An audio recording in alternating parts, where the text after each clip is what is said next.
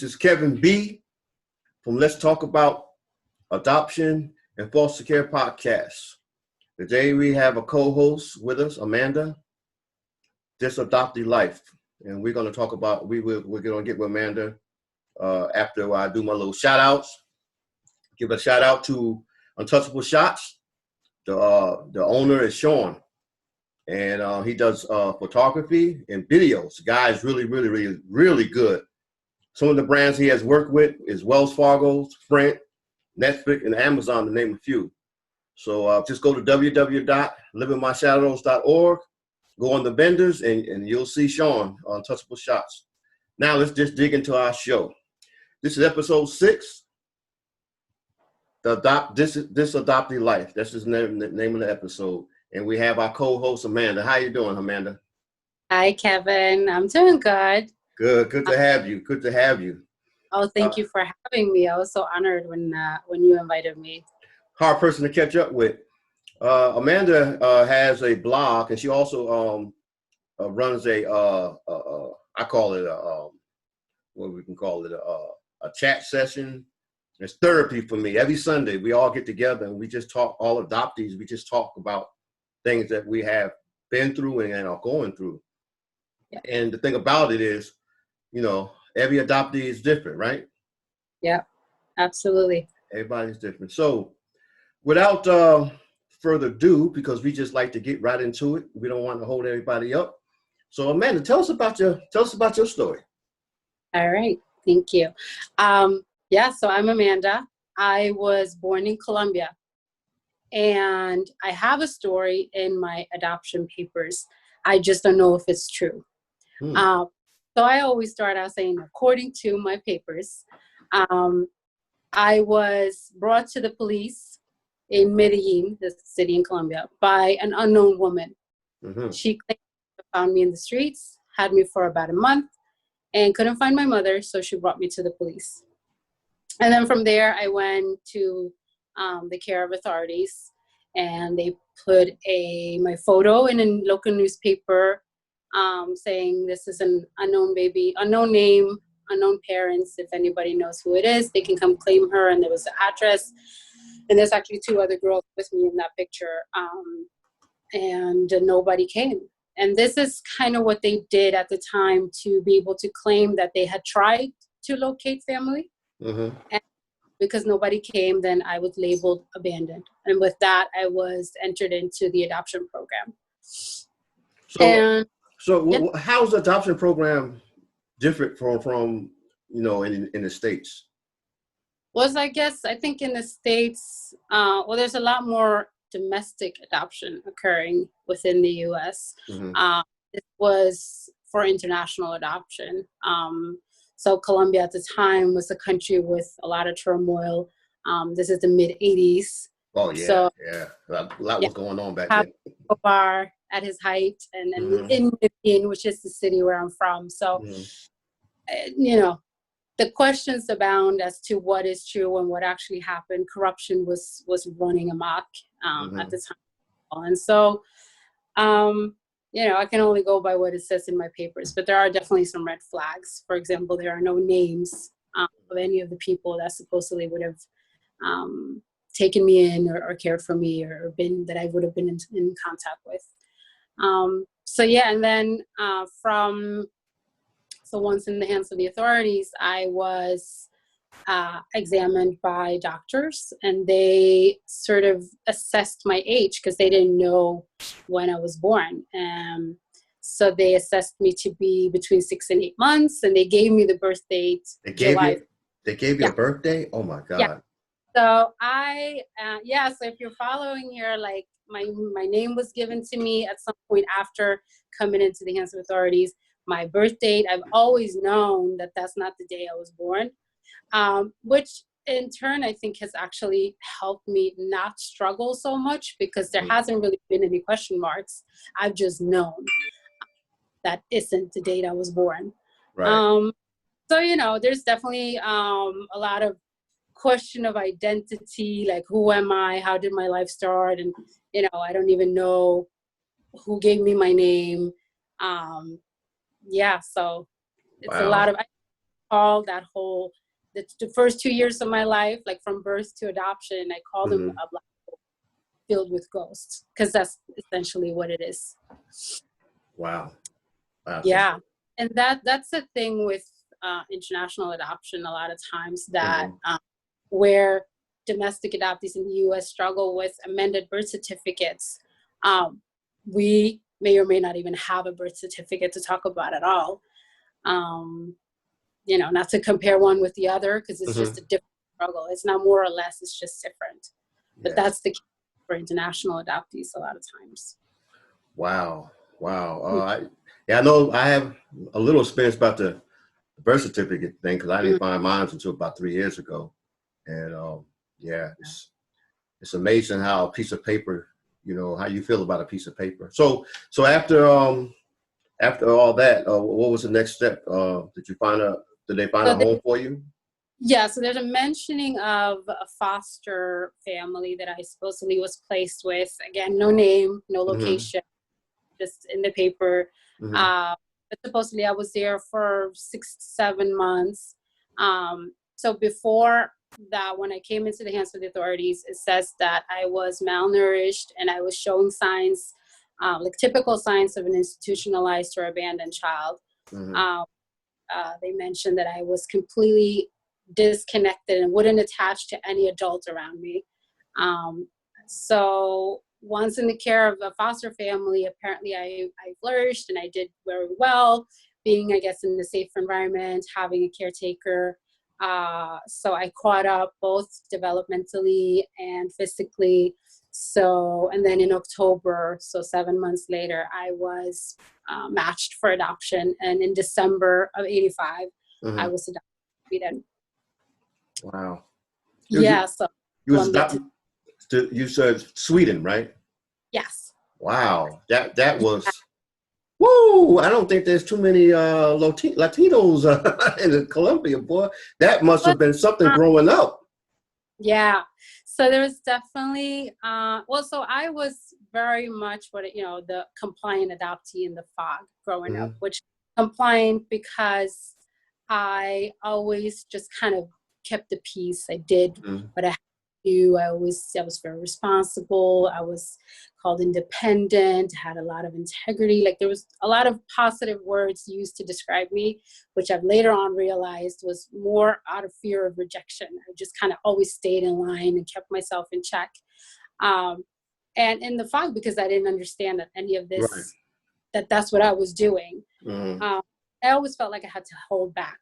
I was this fiery, passionate Latina, and I just myself. I had to always kind of hold myself back with this, how Swedish people are, and fall in line, and not because they told me to, but that was just the pressure I put on myself.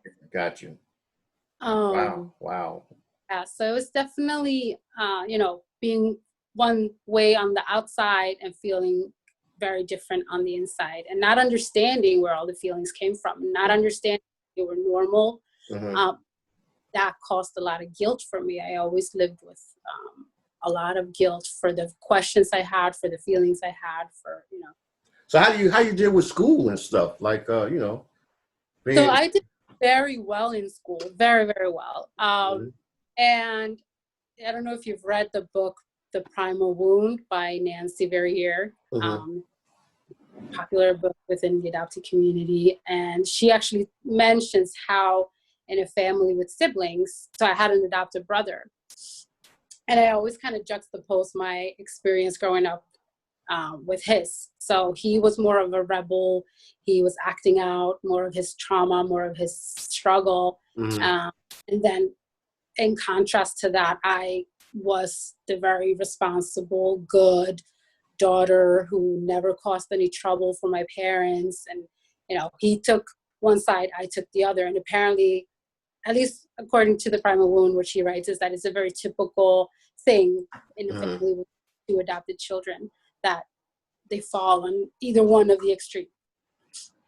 Yeah, my foster care brother, yeah, he was like totally. He actually is locked up now, and I was the quiet one, So yeah, kind of like have a little experience in that. that was kind of tough though, because while I had more room, I had more, but I also got much less attention. Wow. People kind of thought that, oh, well, she's good and she's fine and she's doing she's doing well, and all and support, and kind of went to my brother, Right. which I needed, but then I wasn't able to come in and say, hey, I also need some, Right. Yeah. care Yeah. over here. So, and I think that caused a certain amount of resentment between the two of us. So he was always compared to me, and I was always feeling like he got away with so much. And it's just a very, it's a bit of a struggle. Just the relationships within the family. Wow. Wow. Yeah, everything. So how long did you stay with the family, and how did you wind up coming to the States? So I always knew, so to go back a little bit, my parents' marriage was getting rocky around 9, and that caused me to sort of put up a wall of protection. It was almost as if a curtain went up, and I kind of felt like, okay, this has been an illusion of a safe home and then a good family. Like it started falling apart for me. And I think around the same age, I was kind of like, I was really questioning of why did I end up in this family? And then of course with the guilt. And then I decided, I think around that time too, that I wasn't going to live in Sweden my whole life. I didn't fit in there. I didn't feel connected to the family. And so I've always known growing up that I wanted to move abroad. I just didn't know exactly where. But then when I was 16, I got the chance to go study in Spain for 1 year. Wow. So I met, and that's where that trust and that responsible good played in my favor, because my parents let me do that. When I was 16 years old, they let me family in Spain and study for 1 year. And while I was there, I met a guy and we became friends, and then he moved to the US and I came to visit, and then we became more than friends. And today we are married with 2 children. Oh. Up in the US, and actually first in New York, where I felt for the first time that I could be anonymous, but alone. I could fit in, and I could be myself, and I could find sort of a group of people where I would fit in, and I really, it was the first time I felt like, okay, this is my place. I can be yourself. Yeah. So I don't know if I'm jumping ahead or not, but when did you decide? Well, you were Latino. So when did you try to make that connection with your culture? How was that dynamic? Yeah, so I always grew up kind of struggling with, where do I belong? I was feeling like I had one foot in Sweden because I couldn't fully it. That was the only experience I had, right? But at the same time, definitely Latina. Like I can feel my blood is Latina. Like my temper, my personality. I'm Latina. Right. I always struggled with claiming Colombia, because I kind of felt like if I say that I'm Colombian, then people are going to put me to the test. And like I didn't know music, food, just plain cultural things that if you grew up in Colombia, like it's a given that you know it. Those things I know in Sweden. So I always kind of struggle with claiming, and to this day, I kind of feel a little shaky when I say like I'm Colombian. And but then after having children and after seeing, genetics play out in my husband's family, like up close and personal, very much like his mother in one way and his father in another way and his siblings. And little by little over the years, I guess it grew on me to be more and more curious and kind of understand that there's people in Colombia who I am related to. And then I also started having anxiety and mood swings, quite uncontrollably so. And I started really questioning like what's going on here. What is it that's trying to come out? Because, we keep things in and we don't deal with them. We have to try to come out somehow. And I just kind of traced back in my life and I landed on the adoption. And I was like, this may be something here. I looked on Facebook. There must be other adoptees out there. Found a fellow Colombian adoptees. A group of 1,500 people, which I thought was, mind-blowing that there was 1,500 people out there like me, adoptees from Colombia. And I saw them, you know, Mm-hmm. Colombian, and talking about, you know, even though they were adoptees and had never lived, most of them never lived in Colombia, they were claiming it. Right. But we're also talking about the dark sides of adoption, the trauma, the struggle, the, you know, the loss. And all of this was very new to me, but it really showed me that it's okay to talk about, and Right. I'm not Mm-hmm. alone. You know, they were saying these things that I had lived with my entire life, just never voiced because I didn't think I could. Right. So that's kind of where I understood that, you know, yeah, I'm Colombian and I can wave that flag. But, you know, like I said, it's still a little bit of a struggle, because part of me also feels like Colombia abandoned me. Colombia let me be taken away by some people that would never be able to raise me, you know, to my origins. And so, yeah, there's just a lot going on at the same time. I always say, like, living as an adoptee is living a life. I feel like there's always like so many feelings and mixed emotions, and yeah. Yeah. Yeah. I know. When you talk to people that don't understand, um, it's like talking to a wall when you talk about all the emotions. You know, because a lot of people throw out, well, you should be grateful Yeah. that somebody found you and they put you in your home, and you should be Mhm. happy for that. How do you deal with them type of attitudes? Or now, like I said, I lived this huge denial. I was one of those people to say adoption hasn't affected me. I'm totally fine. I called myself a success story of adoption. Mm-hmm. Today, I cringe when I think about it, but that was my reality at the time. I wasn't ready to deal with any of it, right?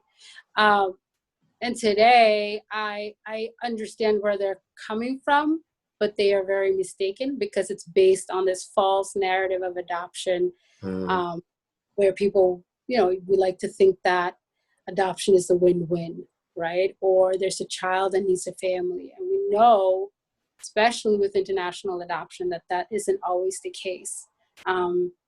I've heard from fellow adoptees from Colombia, people that I know personally, who have reunited with family and find Mm-hmm. out they were not willingly relinquished by their parents. They were maybe kidnapped. Their parents were lied to. They were, you know, there's so Wow. many ways children are made adoptable, Yeah. because It's, there's people who want to adopt. it's, a, it's, So it's a big business.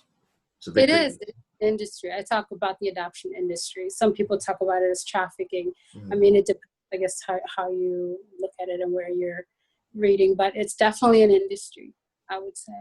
Yeah. From what I So, oh, say again. I'm sorry. I didn't mean to interrupt you. No, from what I've read and even just heard from like personal accounts, and Mm-hmm. yeah, I was gonna. there's more going on than what's on the surface of what Yeah, there's a people know. whole lot going on, and yeah. But what I was going to ask you is about your blog. You know, Mhm. what made you, or what pushed you to start your blog? Because your blog is amazing. It caught my No, attention because I was just going through, and this adoption. Let me check this out. Oh man, I just, it just touched me. Where I said I gotta find out more about this, and then of course I reached out, and then the next yeah. thing you know, I'm in. I call, like I said, therapy session every Sunday now, and So what made you start that? So I've always been writing a lot. Mm-hmm. I would write poems or even like little song lyrics. I always did a lot of writing, Mm-hmm. and at some point I kind of felt like I have a story to tell. I want to tell my story. I want to share, and I love to inspire and help and guide people. I just didn't know what I would write about. I was like, do I want to be a fitness coach? Do I want to be a life coach? But it was Mm-hmm. always like, that's not really where's my thing. And then once I unpacked all the adoption stuff, and once I went through I went through this process of coming out of the fog, like it's called, which was Mm-hmm. going from thinking that everything was fine to realizing what I had been through, what I had lost. And I went through this entire grieving process, every step of the grieving process, because I was Mm-hmm. essentially myself, the person that I was before, thinking, the life that I had lived before. And I had some really dark days, and it was very tough. But then once I sort of came out of that and was able to build myself up again, a more authentic me, a more like, Right. claim my own story and claim who I am. The entire story from like the loss and the adoption and on and on. That's when I was like, okay, I need to share this. I need to write about adoption. I mean, I was 30, I think 32 or 33 when I wrote my first on, related to adoption at all. Right. Before that, I had written a lot, but I never even touched adoption. So from there, I was like, okay, I had already registered to start a blog 6 months earlier, but just not know what to write about. And then finally, I need to just write about adoption. And I started, and I realized what a powerful thing it is, especially for an adoptee, to own your own story, to get to tell your story in your own words, your own way, because we've always had our stories told to us, about us, but we need to be the ones saying, this is my story, and these are the words I want to use to tell my story. So that's where I started inviting fellow adoptees to do the same, to kind of give them that opportunity. So on my blog, there's my story, and I also invite fellow adoptees to share their story. And I change, send it to me, maybe if it's some major grammar error, but other than that, post it because it's your voice, and I will not change. And then I started posting on Instagram and Facebook, really putting into question and making people, really think about what adoption is for us adoptees, and really try to, in a pretty, I don't want to attack, but I really want you to just go like, whoa, and really think about it, like, put things into question, and I didn't know they feel that way. Oh man. Yeah. So adoption is this big thing that, is just so great. It's like beautiful. We helping these kids, but no one talks about the emotional things that go inside. From the parents, the adoption story from the parents, for them it is a great thing, right? They either feel like they're helping, or they're getting that child couldn't have, maybe, right? And the adoption agencies, of course, they push a positive narrative because, hey, they're the top of it all. And seldom the adoptee voice is heard, because here we come and we tell a completely different story. All of a sudden, people have to face a reality that's not what they've thought all these years, and people don't think that will. So, yeah, that's kind of where we are. And then when the pandemic hit, that's when I felt so isolated, and I struggled with not being able to see people, because I really feel social interaction. So it's tough, and I figured there's probably other adoptees out there that feel the same way, and that's when I started the Zoom meetings, which I connect and chat, because that's really what we do, right? We sit down, and talk and let it out. Yeah, absolutely. So in summary, because we got to wrap this up a little bit, if you wanted, what would you want the world to know about a adoptee or adoptee in your situation, being international or adopted? What would you want the world to know? Well, so I guess first and foremost, that, listen to adoptees, because we are the ones living adoption, and we live it every day of our life, every second. And, especially for adoptive parents, to really do the work on themselves first, so that they can hold space for their adoptive child and be the parent that the child needs. Read up on coming out of the fog, and, to the world at large, they just be open-minded to hear a truth that contradicts the one you think of how things is, because for the adoptee, that's oftentimes the case when we're talking about adoption. Cool. And tell us where we can find your blog, your handles on Facebook. Let us know. I also will list them down in the video. Okay. Yeah. So the blog is just thisadopteelife.com. List that. I am under that same name on Instagram, on Facebook. I try to post to Twitter too. I just haven't quite figured it out, but I'm there too. Twitter's pretty rough. YouTube channel where I hope Mhm. to have kind of conversations with fellow adoptees. Mhm. So it's up. I just haven't put many videos on there too, but you can find me there as well. And then there's the Zoom meetings. If you go to the website, you can go to contacts and just sign up, send me a little message you want to join, and you're in. You'll get the invites. And it's adoptee only. So if Cool. you're an adoptee. Cool. Well, Amanda, we really appreciate the educational, background of being adopted, Mhm. from, in a foreign land, and then Yeah. being adopted in a family that don't look like you. No. It's very educational, and I hope that it opens the eyes up that it's more than just doing a good thing, but these kids go through something emotionally, and Yeah. and you're a living witness of that. So Mhm. we're gonna wrap this up. All those adoptees out there and foster care kids, like I always say, stay strong. You can do anything you want to be. Just stay strong and believe in yourself.